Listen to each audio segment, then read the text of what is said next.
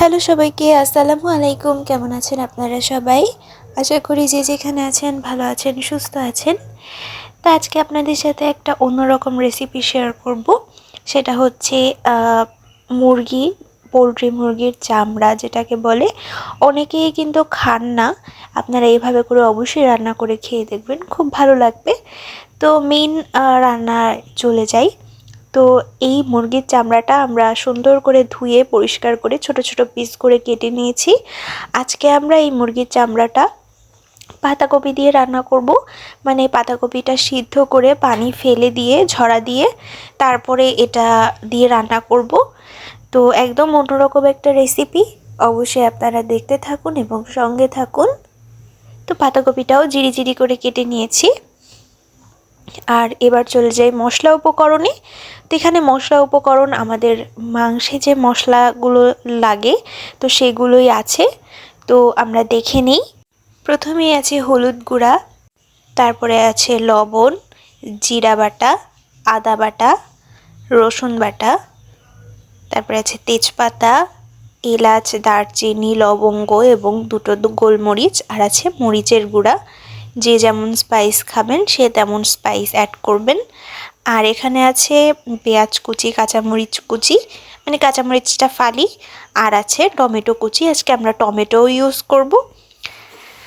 তো এবার চলে যাই, বাঁধাকপিটা একটু সিদ্ধ করে তারপর আমরা পানি ফেলে দিব। বাঁধাকপির কিন্তু আলাদা একটা স্মেল আছে, আর আমাদের এটা সিদ্ধ করতে হবে, না হলে যখন আমরা কড়াইতে পানি দিব এক্সট্রা করে ওটা বেশি হ্যাসেল হয়ে যাবে।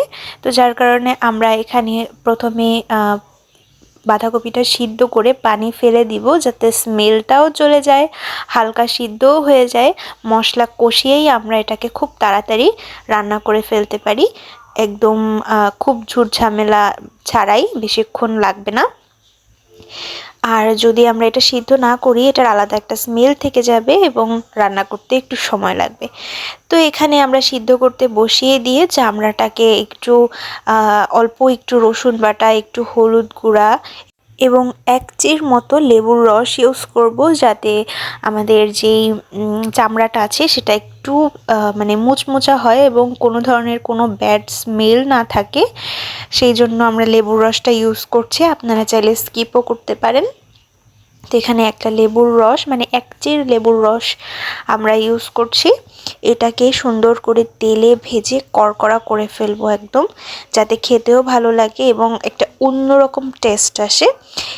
এরকমভাবে কিন্তু কাঁচাও রান্না করা যায়, কিন্তু যেহেতু অনেকেই খেতে চায় না বা আমাদেরও একটু একটু কেমন লাগে, তো যার কারণে এইটা আসলে তেলে একটু ভেজে নিলে একদম খুবই সুন্দর, খুবই মজা লাগে খেতে। অবশ্যই আপনারা ট্রাই করে দেখবেন। তো এটা কিন্তু খুব সুন্দর করে ভাজতে হবে, কিছুক্ষণ পরেই দেখবেন চামড়া থেকে অনেক পরিমাণে তেল বের হবে। তো এই ক্ষেত্রে তেলটা অবশ্যই বুঝে শুনে মানে অ্যাড করতে হবে, যেহেতু চামড়া থেকে অনেক বেশি তেল বের হবে। আবার সয়াবিন তেলটাও অনেক বেশি দেওয়া যাবে না, তাহলে কিন্তু তরকারিতে অনেক বেশি তেল তেল হয়ে যাবে। আর তারপরের কথা হচ্ছে, আমরা যে মশলাটা কষাবো, মশলাটা কষানোর পরে যখন আমরা চামড়াটা দিয়ে আবার রান্না করব তখন তো আরও তেল বের হবে। তো যার কারণে একটু বুঝে শুনে তেলটা ইউজ করতে হবে। এখানে আমরা তেলটা উঠিয়ে রেখেছি, অত তেল আমাদের মশলার মধ্যে লাগবে না। তো পর্যাপ্ত পরিমাণ মতো তেল দিয়ে এখন আমরা পেঁয়াজ এবং মরিচটা ভাজতে দিলাম। আর এখানে আমরা চামড়াটা তুলে রেখেছিলাম, একদম কড়কড়া করে ভাজা হয়ে গেছে। চামড়াটা আমরা আলাদা করে রেখেছি, এখন আমরা পেঁয়াজ এবং মরিচটা সুন্দর করে ভেজে নিই। তো খুব বেশি বাদামি কালার করে ভাজতে হবে না, জাস্ট কাঁচা একটা ভাব চলে যাওয়ার পরে, মানে রসটা টানার পরে এখানে আমরা বিভিন্ন ধরনের যে আমাদের মশলাগুলো দেখালাম সেটা দিয়ে দিব। তো এখানে আছে রসুন বাটা, আদা বাটা, জিরা বাটা এবং মরিচ গুঁড়া, হলুদ গুঁড়া, আর আছে লবণ। তো এটা দিয়ে সুন্দর করে মশলাটাকে কষিয়ে নিতে হবে। অল্প একটু পানি দিয়ে দিলাম যাতে মশলাটা পুড়ে না যায়। তো পানি দেওয়ার পরে সুন্দর করে মশলাটাকে কষিয়ে নিচ্ছি। ওই দিয়ে কিন্তু পাতাকপিটা আমরা ঝরা দিয়ে ফেলেছি। আমাদের পাতাকপিটা কিন্তু আধা 60% কুক হয়ে গেছে, আর 40% রান্নার সাথে সাথেই কুক হয়ে যাবে। আর বাঁধাকপিটা তো খুবই নরম সবজি, খুব বেশি রান্না করারও প্রয়োজন হয় না, এমনিই নরম হয়ে যায়। তো আমাদের মশলাটা কষানো হয়ে গেছে, পর্যাপ্ত টাইম নিয়ে সময় নিয়ে আমরা মশলাটাকে কষিয়েছি। এখন আমরা আমাদের চামড়াটা অ্যাড করে দিলাম। চামড়াটা যখন অনেক সুন্দর করে কষানো হয়ে গেছে তখন আমরা বাঁধাকপিটা দিয়ে দিচ্ছি। বাঁধাকপিটা দিয়ে সুন্দর করে এটাকে কষিয়ে কষিয়ে কষিয়ে কষিয়ে একদম যখন হালকা ভাজা ভাজা, মানে পুরাপুরি ভাজা ভাজা হয়ে একদম তেল ছেড়ে যাবে, তখন আমাদের বুঝতে হবে যে আমাদের রান্নাটা হয়ে গেছে। তো দেখতেই পাচ্ছেন কি পরিমাণে তেল বের হয়েছে, আমরা তেলটা কমিয়ে রাখার পরেও কি পরিমাণে তেল বের হয়েছে। তো এই পর্যায়ে যখন অনেক বেশি তেল উঠে আসবে তখন বুঝতে হবে যে আমাদের হয়ে গেছে। তো আমরা কিন্তু এটাকে নামিয়ে নিয়েছি। তো এখন আমরা যেটা মেইন ইনগ্রেডিয়েন্টস, অবশ্যই গরম মশলার গুঁড়াটা ইউজ করতে হবে। আমরা গরম মশলার গুঁড়াটা ইউজ করব। এখানে গরম মশলাটার গুঁড়া ইউজ করে মিশিয়ে নিব, তারপরে আমরা একটা বাটিতে সার্ভ করে ফেলবো।